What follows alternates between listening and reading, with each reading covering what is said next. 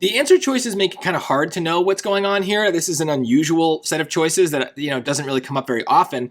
But I do notice we've got some dashes here. That might matter. I mean, a colon. So there are certain things I need to check for. I am, as always with punctuation, thinking about sentence structure. Where does the sentence begin and end, and where are extra clauses, things like that. So you should recognize some extra clauses are really kind of obvious here. We don't care about this sentence per se, but like in 1986 is a good example of an extra clause, right? Like leading into the sentence. But let's start where the actual sentence that we care about starts. Kale, whatever her name is, paired excerpts of these conversations with photographs, both of interviewees and the items they described, from hair to grass to sculptures to powerful effect in her exhibition, The Blind. So I'm just reading the words. I have no idea what this sentence is trying to say, but I understand there's a break right here, right? So here's my main sentence. Kale paired excerpts of these conversations with photographs. Now I could end the sentence right there. That sounds like a complete thought. I could put a period, but I'm putting a dash. And so I guess I need to decide, am I coming back to this sentence in some way? So here's like an extra piece. I'm going to use a different color. Both of interviewees and the items they described. Okay. That seems like it's a description of the photographs, right? The photographs of interviewees and the items they described. So then what's this next thing, right? From hair to grass to sculptures.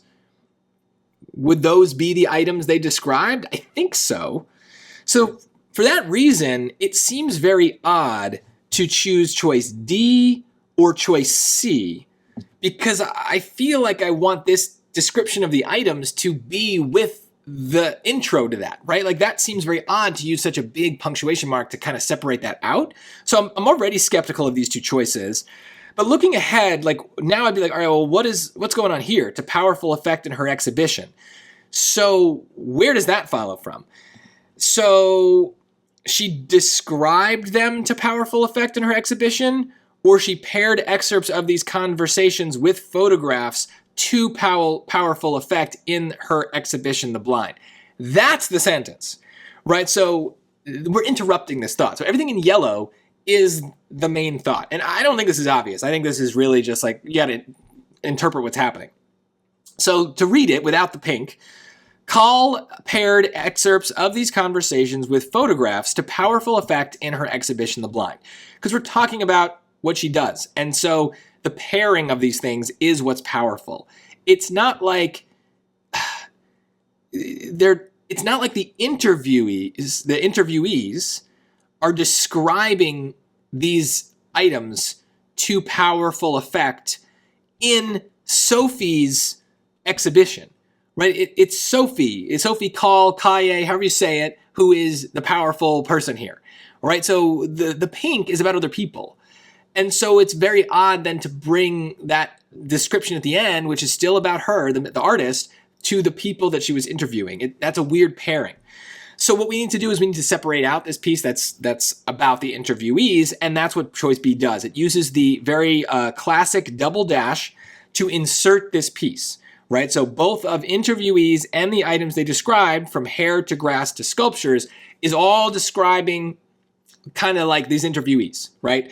So then we go back to the art itself. I think this is hard, mostly because I just don't think many people are going to understand enough about what's happening in this sentence to be able to put the brakes in the right place. But I don't, just to kind of give you some reassurance, I didn't intuitively understand that either. I had to work for it, right? Like when I read this sentence the first time, I was like, I don't know what they're trying to say.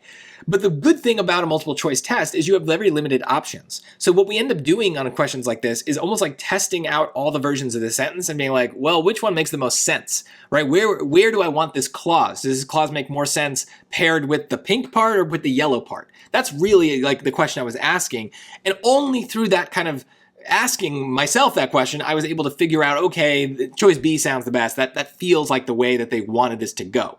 So that can happen. It's a hard module, right? But anything can happen. So just, be okay with that. And remember, I think one of the big mistakes people make on all grammar questions is you try to write the sentence the way you want it to go, right? Your job is not to fill in the blank and come up with what it should be, right? Like There are 4 options here. Your job is to test the options that are there, because the way that you might want to write it might not be available. So why waste the time trying to do that? Just test the options that are there. Usually that will get you the answer just the most safe way without wasting time.